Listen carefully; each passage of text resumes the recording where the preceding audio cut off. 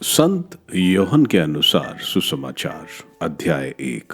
आदि में शब्द था, शब्द ईश्वर के साथ था और शब्द ईश्वर था। वह आदि में ईश्वर के साथ था। उसके द्वारा सब कुछ उत्पन्न हुआ और उसके बिना कुछ भी उत्पन्न नहीं हुआ। उसमें जीवन था और वह जीवन मनुष्यों की ज्योति था। वह ज्योति अंधकार में चमकती रहती है, अंधकार ने उसे नहीं बुझाया। ईश्वर का भेजा हुआ योहन नामक मनुष्य प्रकट हुआ। वह साक्षी के रूप में आया, जिससे वह ज्योति के विषय में साक्ष्य दे और सब लोग उसके द्वारा विश्वास करें। वह स्वयं ज्योति नहीं था, उसे ज्योति के विषय में साक्ष्य देना था। शब्द वह सच्ची ज्योति था जो प्रत्येक मनुष्य का अंधकार दूर करती है।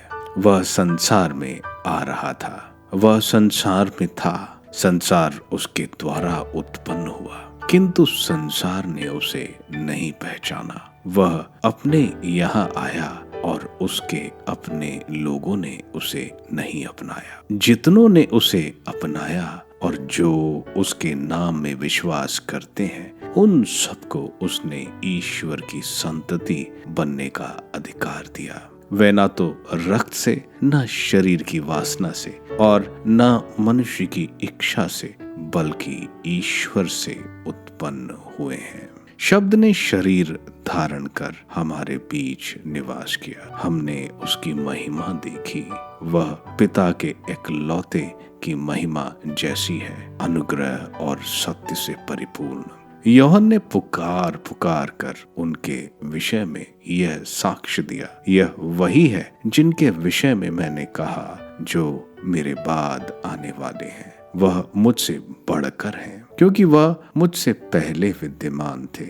उनकी परिपूर्णता से हम सबको अनुग्रह पर अनुग्रह मिला है। संहिता तो मूसा द्वारा दी गई है, किंतु अनुग्रह और सत्य ईसा मसीह द्वारा मिला है। किसी ने कभी ईश्वर को नहीं देखा। पिता की गोद में रहने वाले इकलौते ईश्वर ने उसे प्रकट किया है। योहन का साक्ष्य। जब यहूदियों ने यरूशलेम से याजकों और लेवियों को योहन के पास यह पूछने भेजा कि आप कौन हैं, तो उसने यह साक्ष्य दिया।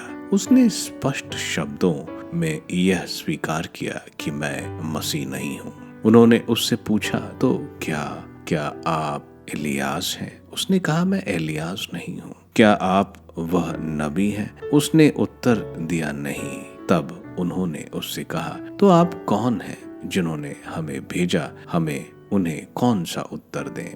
आप अपने विषय में क्या कहते हैं? उसने उत्तर दिया, मैं हूँ जैसा कि नबी एलियास ने कहा है, निर्जन प्रदेश में पुकारने वाले की आवाज, प्रभु का मार्ग सीधा करो। जो लोग भेजे गए थे वे फरीसी थे। उन्होंने उससे पूछा, यदि आप ना तो मसीह हैं, ना एलियास है और ना वह नबी, तो बपतिस्मा क्यों देते हैं? यूहन्ना ने उन्हें उत्तर दिया, मैं तो जल से बपतिस्मा देता हूँ। तुम्हारे बीच एक है जिन्हें तुम नहीं पहचानते, वह मेरे बाद आने वाले हैं। मैं उनके जूते का फीता खोलने योग्य भी नहीं हूँ। यह सब यारदन के पार बेथनिया में घटित हुआ, जहाँ योहन बपतिस्मा देता था। ईसा ईश्वर का मेमना। दूसरे दिन योहन ने ईसा को अपनी ओर आते देखा और कहा, देखो ईश्वर का मेमना जो संसार का पाप हरता है। यह वही है जिनके विषय में मैंने कहा, मेरे बाद एक पुरुष आने वाले हैं, वह मुझसे बढ़कर है, क्योंकि वह मुझसे पहले विद्यमान थे। मैं भी उन्हें नहीं जानता था, परंतु मैं इसलिए जल से बपतिस्मा देने आया हूँ कि वह इज़राइल पर प्रकट हो जाए।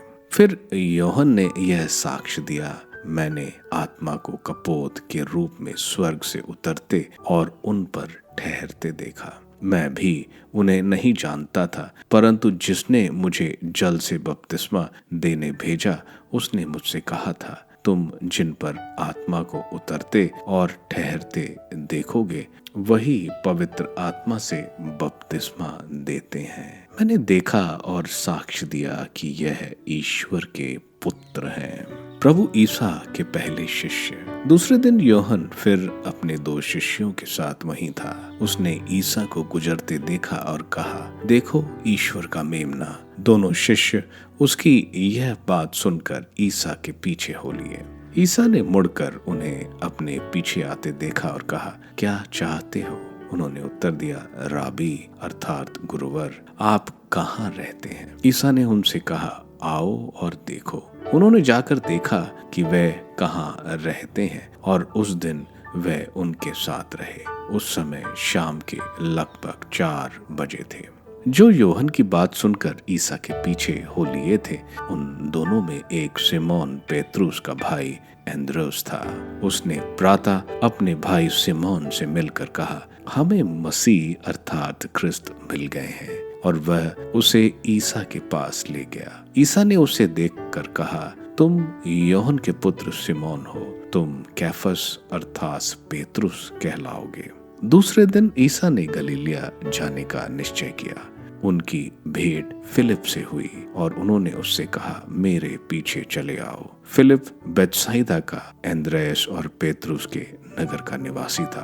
फिलिप नथानियल से मिला और बोला, मूसा ने संहिता में और नबियों ने जिनके विषय में लिखा है वही हमें मिल गए हैं। वह नाजरेत निवासी यूसुफ के पुत्र ईसा हैं। नथानियल ने उत्तर दिया, क्या नाजरत से भी कोई अच्छी चीज आ सकती है? फिलिप ने कहा, आओ और स्वयं देख लो। ईसा ने नथानियल को अपने पास आते देखा और उसके विषय में कहा, देखो यह एक सच्चा इजरायली है, इसमें कोई कपट नहीं। नथानियल ने उनसे कहा, आप मुझे कैसे जानते हैं? ईसा ने उत्तर दिया, फिलिप द्वारा तुम्हारे बुलाए जाने से पहले ही मैंने तुमको अंजीर के पेड़ के नीचे देखा। नथानियल ने उनसे कहा, गुरुवर, आप ईश्वर के पुत्र हैं, आप इजराइल के राजा हैं। ईसा ने उत्तर दिया, मैंने तुमसे कहा, मैंने तुम्हें अंजीर के पेड़ के नीचे देखा, इसलिए तुम विश्वास करते हो?